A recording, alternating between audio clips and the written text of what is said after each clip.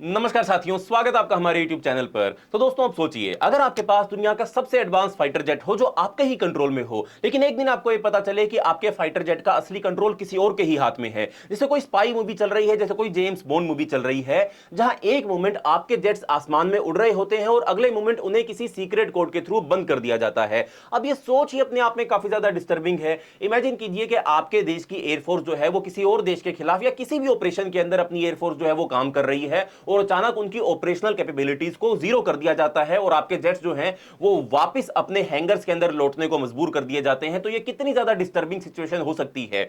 अब देखिए, अमेरिका के F-35 फाइटर जेट में अमेरिका का एक किल स्विच होने की बात दुनिया भर की डिफेंस मिनिस्ट्रीज के अंदर चर्चा का विषय बनी हुई है और यह सवाल उठ रहा है कि क्या किसी और देश के पास आपके जेट्स का कंट्रोल हो सकता है। अब देखिए, वैसे तो यह र्यूमर है जो अभी तक प्रूव नहीं हुआ है और शायद यह कभी प्रूव ना भी हो, लेकिन फिर भी लोग इसके बारे में बात कर रहे हैं क्योंकि जो डर इस र्यूमर के पीछे फैला हुआ है वो डर जो है वो काफी ज्यादा रियल है। कोई भी कंट्री ये नहीं चाहेगी कि किसी इमरजेंसी के बीच में उसे यह पता चले कि उसके फाइटर जेट्स जो उसने बिलियंस ऑफ डॉलर में खरीदे थे अभी भी वो उसके खुद के नहीं हुए हैं, वो अभी भी उधार पर ही चल रहे हैं। और यह भी एक वजह थी कि इंडिया ने अमेरिका के F-35 जेट्स को नहीं खरीदा, क्योंकि इंडिया जानता है कि अमेरिका ने हमेशा पाकिस्तान को अपने स्ट्रेटेजिक अलाई के रूप में देखा है, चाहे वो बांग्लादेश लिबरेशन वॉर हो 1971 वाली या फिर वो केस हो जिसमें अमेरिका ने पाकिस्तान को F-16 फाइटर जेट्स दिए थे। और हम सब जानते हैं कि पाकिस्तान उन जेट्स का इस्तेमाल कहां पर और किसके खिलाफ करता है। तो ऐसे में अगर कभी भी इंडिया और अमेरिका के रिलेशनशिप थोड़ा अनस्टेबल हो जाते तो ये किल स्विच का मिसयूज हो सकता था। इसीलिए इंडिया ने F-35 जेट्स नहीं बल्कि फ्रांस के राफेल जेट्स खरीदने का प्लान बनाया और वो ऑर्डर साइन भी कर दिया, जो अमेरिका के कंट्रोल में नहीं, फ्रांस से भारत के कंट्रोल के अंदर डायरेक्टली आ जाएंगे। और ये राफेल जेट्स जो हैं वो किसी और देश के इंफ्लुएंस के अंदर नहीं होते हैं, उनके अंदर किसी प्रकार का कोई किल स्विच नहीं होता है। एंड कंपेयर अमेरिका से कंपेयर करें फ्रांस को, तो फ्रांस जो है वो एक ज्यादा रिलायबल पार्टनर जो है वो भारत का है या किसी भी और कंट्री के लिए हो सकता है। और इसके साथ ही हां, हो सकता है कि अमेरिका के पास कोई रियल टाइम स्विच ना हो अपने जेट्स बंद करने के लिए, लेकिन उसके पास एक और पावरफुल चीज है जो है लॉजिस्टिक्स का कंट्रोल। और आजकल की जंग जो है वो सिर्फ वेपन से नहीं चलती है, वो लॉजिस्टिक्स से भी चलती है। आज की जो जंग है वो सिर्फ मिसाइल और एयरक्राफ्ट तक लिमिटेड नहीं होती है, ये सप्लाई चेन और सॉफ्टवेयर कोड तक भी एक्सटेंड करती है। तो चलिए दोस्तों, आज की इस वीडियो में सारे इशू को समझने का काम करते हैं, पर उससे पहले चैनल का नाम है दिया ये सब, मेरा नाम है राही मेहता। चैनल को भी सब्सक्राइब कर लें ताकि आप ऐसी इंफॉर्मेटिव वीडियोस देखते रहें।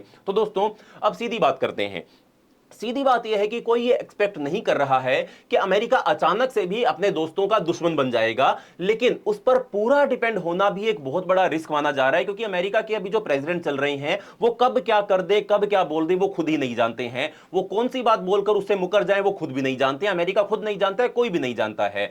इसलिए आखिर इन र्यूमर्स को इस केस में प्रूव करने की जरूरत ही नहीं पड़ती है, बस सही टाइम पर कुछ लोग आपको चाहिए होते हैं और ये र्यूमर्स जो है वो ऑटोमेटिकली ही प्रूव हो जाते हैं। और ये और ज्यादा खराब तब हो जाता है जब डोनाल्ड ट्रंप जो है वो नेटो के म्यूचुअल डिफेंस पैक्ट पर बार बार मिक्स्ड सिग्नल भेजने का काम करते हैं। बार बार अमेरिका के डोनाल्ड ट्रंप जो है वो यूरोप को, नेटो कंट्रीज को धमकी देते रहते हैं कि भैया अपना डिफेंस बजट बढ़ा लो, अदरवाइज अमेरिका तुम्हारे डिफेंस की गारंटी जो है वो नहीं देगा। यूक्रेन के केस के अंदर डोनाल्ड ट्रंप ने क्या किया, रशिया के साथ वो कैसे अपनी अलाइनमेंट को बढ़ाने का काम कर रहे हैं, कैसे वो टैरिफ वॉर, ट्रेड वॉर चला रहे हैं। इसके चलते अमेरिका के ऊपर मिसट्रस्ट जो है वो काफी ज्यादा बढ़ता हुआ जा रहा है। और ऐसे में अमेरिका के जो सेक्रेटरी ऑफ स्टेट है जिनका नाम है मार्को रूबियो, वो इस सारी सिचुएशन को संभालने की कोशिश कर रहे हैं, वो अपने अलाइज को रीअश्योर करने की कोशिश कर रहे हैं, लेकिन वो इसमें सक्सेसफुल नहीं हो पाए हैं।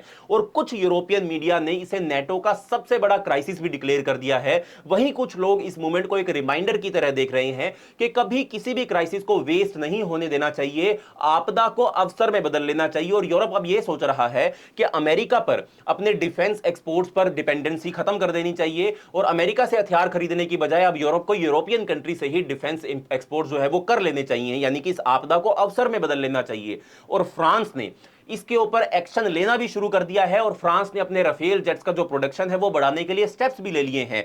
फ्रांस के जो प्रेसिडेंट है जिनका नाम है मैक्रोन ने तो यूरोपियन कंट्री से ये भी कह दिया है कि देखिए, अमेरिकन मेड F-35 जेट्स की जगह आप फ्रेंच मेड राफेल जेट्स को खरीदिए या फिर फ्रेंच मेड दूसरे वेपन्स को आप खरीदने का काम कीजिए।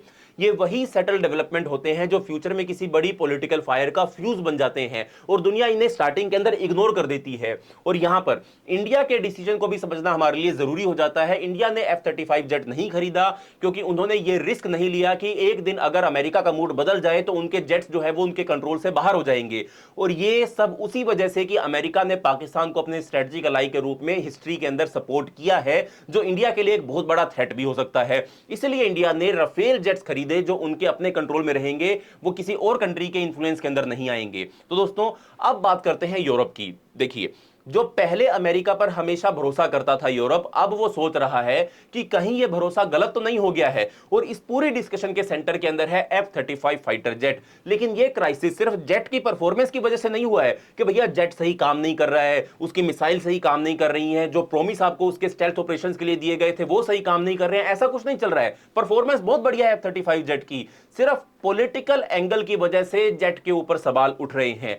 ट्रंप ने कई पुराने डिप्लोमेटिक रूल्स को चैलेंज किया है, जैसे उन्होंने ये ट्रेड वॉर चलाई है, जैसे उन्होंने यूक्रेन के साथ किया है। कई सारे पुराने डिप्लोमेटिक रूल्स को डोनाल्ड ट्रंप अमेरिका ने चैलेंज करने का काम किया है। मिलिट्री एड को कंडीशन के साथ अमेरिका ने जोड़ने का काम किया है। नेटो के आर्टिकल 5 पर भी उन्होंने सवाल उठाए हैं।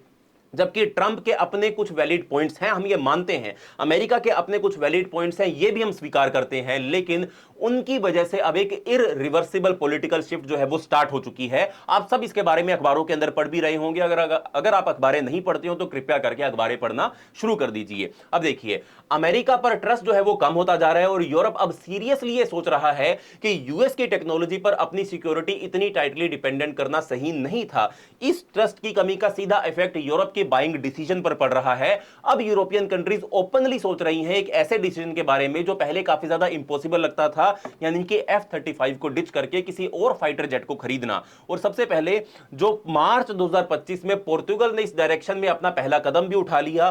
पोर्तुगल के डिफेंस मिनिस्टर ने F-35 जेट्स लेने का प्लान जो था वो ड्रॉप कर दिया और क्लियरली बोल दिया कि अमेरिका पर अब भरोसा जो है वो नहीं किया जा सकता है, अमेरिका अब उनका एलाई नहीं है। कुछ दिन बाद कनाडा, जो पहले यूएस का एक स्ट्रॉन्ग एलाई था और F-35 प्रोजेक्ट के डेवलपमेंट के अंदर पार्टनर भी था, उसने भी एक बड़ी स्टेटमेंट दे दी। कैनेडियन ऑफिशियल्स ने यह बोला कि वो अपने ऑप्शंस दोबारा देख रहे हैं और यूरोप के राइवल जेट मैन्युफैक्चरर्स के साथ उनकी बातचीत भी शुरू हो चुकी है। अब मैं आपको थोड़ा इसका कंटेक्स्ट अगर दे दूं, कनाडा ने अमेरिका से 88 F-35 जेट्स को $14 बिलियन में खरीदने का कॉन्ट्रैक्ट साइन किया था, लेकिन अब वो इसे रिकंसीडर कर रहे हैं। तो ये दिखाता है कि पॉलिटिकल हवा बदलने पर इवन जो साइंड डील्स होती हैं उनको भी रीथिंक किया जा सकता है। इसी बीच डेनमार्क भी अपने F-35 ऑर्डर को लेकर काफी ज्यादा रिग्रेट कर रहा है। ये वही डेनमार्क है जो ग्रीनलैंड को कंट्रोल करता है और अमेरिका के प्रेसिडेंट डोनाल्ड ट्रंप ग्रीनलैंड के ऊपर भी आंख दिखाकर बैठे हुए हैं। वो चाहते हैं कि ग्रीनलैंड अमेरिका के कंट्रोल के अंदर आ जाए। तो ऐसे में डेनमार्क भी अमेरिका से F-35 के अपने ऑर्डर को लेकर रिग्रेट कर रहा है।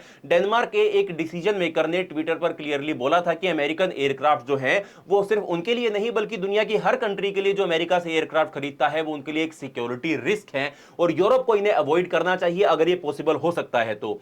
लेकिन डोमिनो इफेक्ट चलता रहा और कई सारी कंट्रीज भी इसके अंदर जुड़ती रही। जर्मनी में भी पॉलिटिकल लीडर्स और जो हैं वो एयरबस के लॉबिस्ट जो उनके साथ बातचीत कर रहे हैं और वो सोच रहे हैं कि अमेरिका के F-35 को परचेज करने की बजाय वो अमेरिका की जगह यूरोप की ही किसी कंपनी, चाहे वो एयरबस हो या फ्रांस हो, उनसे अपने जेट्स को प्रोक्योर करने का काम करें।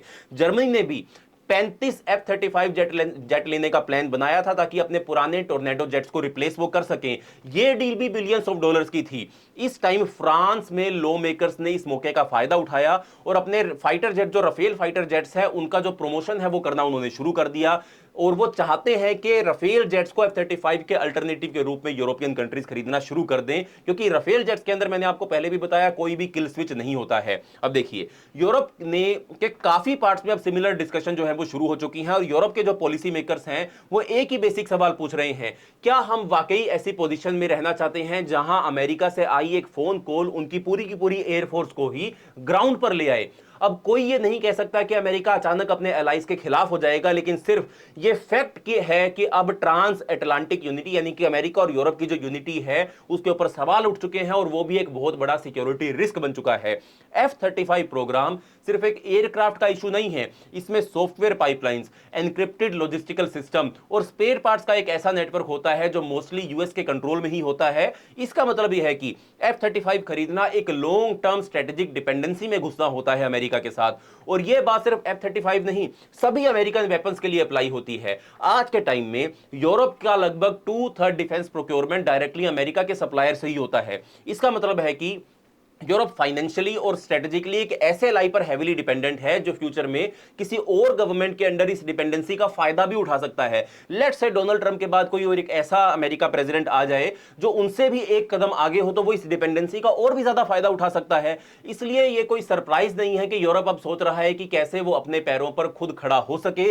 इस डायरेक्शन में काफी एफर्ट्स हो रहे हैं, जैसे मैंने आपको बताया, जैसे joint European fighter jet program के ऊपर एफर्ट किया जा रहा है, या फिर डायरेक्ट यूरोपियन मेड जेट्स लेना, जैसे कि स्वीडन का ग्रिपेन जेट हो गया या फ्रांस का राफेल जेट हो गया। अमेरिका के F-35 जेट्स की जगह इन जेट्स को भी कंसीडर किया जा रहा है। और किल स्विच थ्योरी को अगर मैं आपको एक्सप्लेन करूं, चाहे ये प्रूव ना हुई हो, लेकिन ये आइडिया इस डिस्ट्रस्ट के एनवायरनमेंट में और भी ज्यादा ग्रो करता हुआ जा रहा है। इससे एक क्लियर माइंडसेट शिफ्ट जो है वो हमको दिखाई देता है। यूरोप को अब समझ आ गया है कि मॉडर्न वॉरफेयर सिर्फ मिसाइल्स और फायर पावर का गेम नहीं होता है, बल्कि डिजिटल और लॉजिस्टिकल कंट्रोल भी इक्वली पावरफुल टूल्स किसी भी जंग के अंदर होते हैं। इसलिए यूरोपियंस अब रिस्क डाइवर्सिफाई कर रहे हैं। यही सब कुछ एक ही सोर्स से वो नहीं लेना चाहते हैं, वो दूसरे सोर्स से सब कुछ लेने के लिए प्लानिंग कर रहे हैं। टेक्निकली F-35 दुनिया के सबसे कंप्लेक्स मिलिट्री प्लेटफॉर्म में से एक है। ये सिर्फ एक एयरक्राफ्ट नहीं है, ये एक फ्लाइंग कंप्यूटर के जैसे है।